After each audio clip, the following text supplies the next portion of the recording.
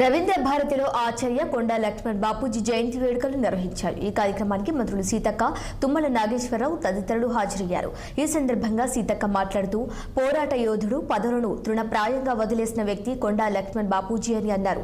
నిజాంకి వ్యతిరేకంగా పోరాటాలు చేశారని, ప్రత్యేక రాష్ట్రం కోసం, అణగారిన వర్గాల హక్కుల కోసం జీవితాన్ని ధారపోశారని అన్నారు.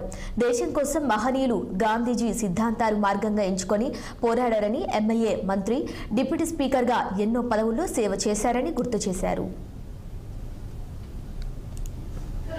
ఎక్కడుంటే అక్కడ ఒక పోరాటం, కేసులు, జైలు, పదవి త్యాగాలు, ఇలా లాస్ట్ వరకు ఆయన మరి తెలంగాణ ఉద్యమంలో ఇల్లును సైతం ఇచ్చి పదవులను సైతం వదిలేసి తెలంగాణ వచ్చేంత వరకు కూడా పదవులు తీసుకోకుండా, ఆస్తుల కోసం, పదవుల కోసం ఆరాటపడకుండా త్యాగం చేసినటువంటి మహనీయుడు తెలంగాణకు నిజమైన బాపూజీ అని మనం అనుకోవాల్సిన అవసరం ఉంది.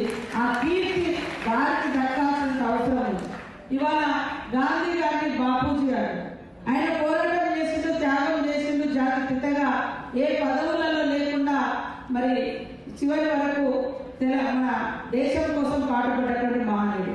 సేమ్ ఆయన యొక్క గాంధీ గారి యొక్క సిద్ధాంతాల వెలుగులో మరి గాంధీ గారి క్యాప్ పెట్టుకొని ఎక్కడ నిజాలకు వ్యతిరేకంగా కానీ లేదా ఇతరత్ర నియంత్రణతో పాలనకు వ్యతిరేకంగా కానీ పోరాటాన్ని మార్గంగా ఎంచుకున్నాడు.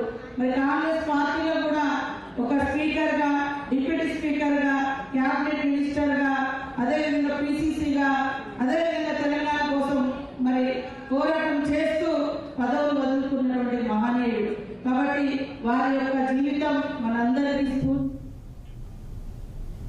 నెల్లూరు టీడీపీ రాష్ట్ర అధికార ప్రతినిధి ఆనం వెంకట